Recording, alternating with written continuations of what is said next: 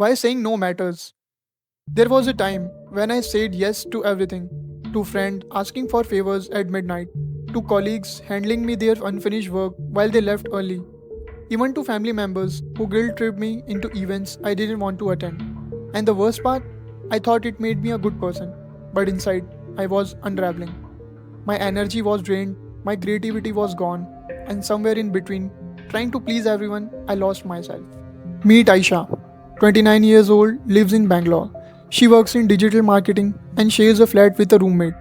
From the outside, she is cheerful, helpful, and always available. But Aisha is exhausted. Her boss constantly delegates last minute tasks to her because he knows she'll say yes.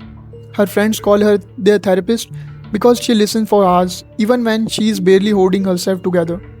And her parents expect weekly phone calls and updates as if she is still a teenager with no responsibilities. She never complains, but she never breathes either. Aisha's story is more common than we admit. Maybe her face looks familiar. Maybe it's your own.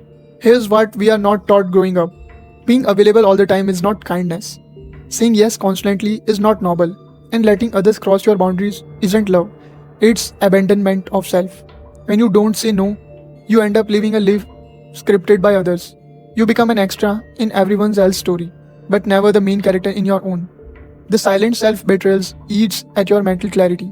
You lose the ability to think straight, to prioritize, to rest.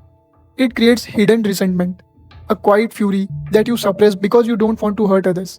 But you forget, you are hurting yourself every time you say yes when you mean no.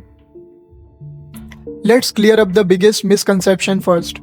Saying no is not selfish, it's self awareness, it's self respect, and ultimately, it's self preservation. Think about this.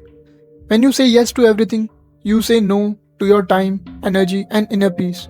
And no one, not even the kindest person, can pour from an empty cup. Boundaries are not walls to shut people out, they are space where healthy relationship grows. They allow us to connect not from guilt or fear, but from clarity and choice. We often glorify multitasking and being busy, but saying no is the true productivity hack. Here's why. When you eliminate distraction, when you stop being pulled into things you don't want or need to do, you gain focus. You are no longer scattered, you are intentional. Steve Jobs once said, focusing is about saying no. He wasn't talking about being rude, he was talking about vision. Every great creator, leader, or artist had to protect their time like their life depended on it. Because in a way, it does. Why we struggle to say no? Here are some common emotional blockers. First, fear of disappointing others. We are wired to seek approval. We mistake rejection for failure. Saying no feels like we are breaking someone's heart, even if saying yes is breaking our own. Second, guilt from childhood conditioning. Many of us grew up hearing, be helpful, don't be rude, or think of others before yourself. These became unconscious rules that now control our adult decisions, wanting to be liked or needed. There's a subtle ego boost in being the go-to person, but over time it traps you. People stop valuing your time and you forget to value it yourself. Third, not knowing what our own limits are. This one is big. If you lived your whole life saying yes, you may not even know what your limits are. You've been so busy serving others that you forget to check in with yourself. The cost of saying yes too much. Let's break this down.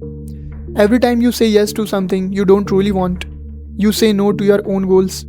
You reinforce the idea that your needs don't matter. You train others to disrespect your boundaries. Worse, it chips away at your self-worth because deep down you start believing the lie that you only matter when you are useful to someone else. Most people aren't trying to exploit us, they are just responding to what we allow.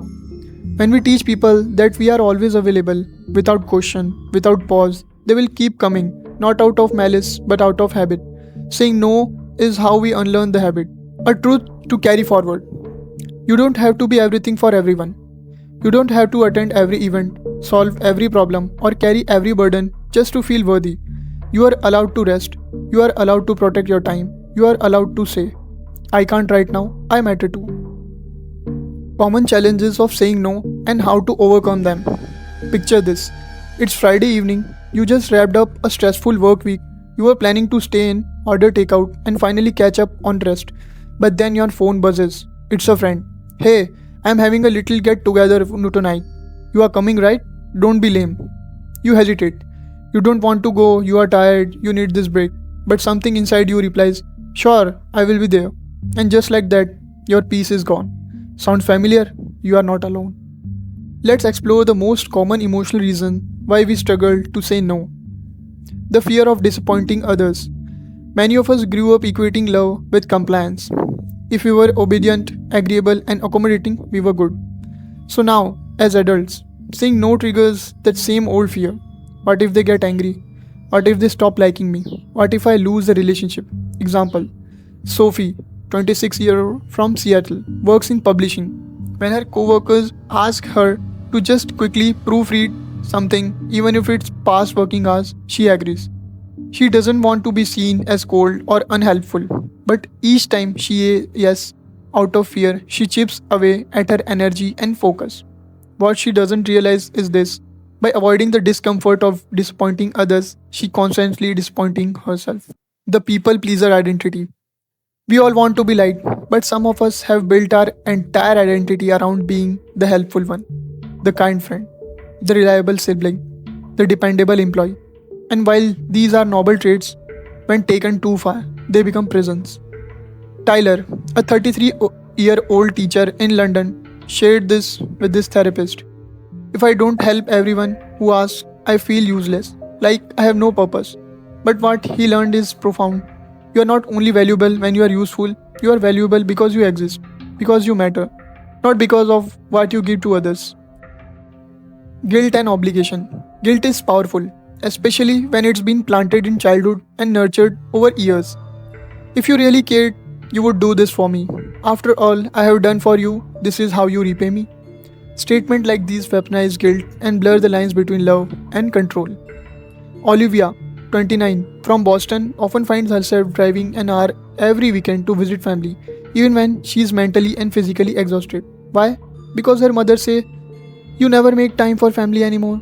Olivia doesn't want to disappoint her, but over time she began to feel resentful, trapped.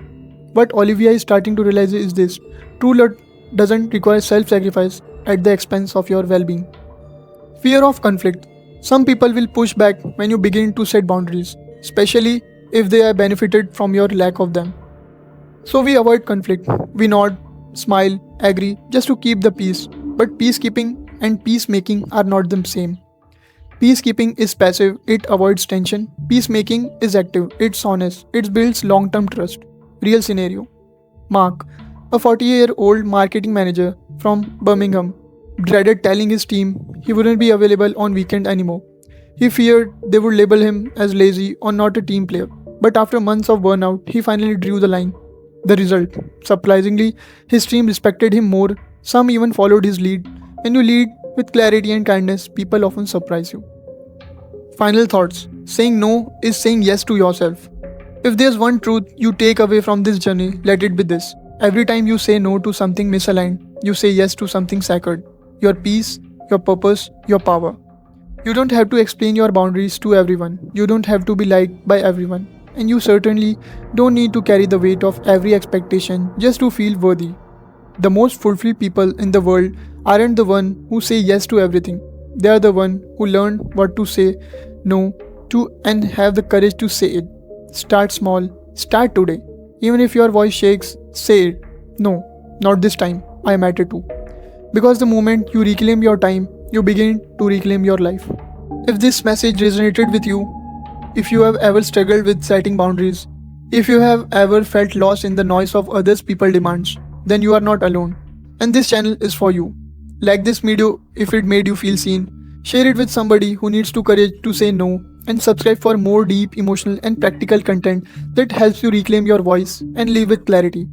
Your journey to a more fulfilling life begins with a single boundary. Thank you for watching. I am glad you are here, and remember, no is not just a rejection, it's a declaration.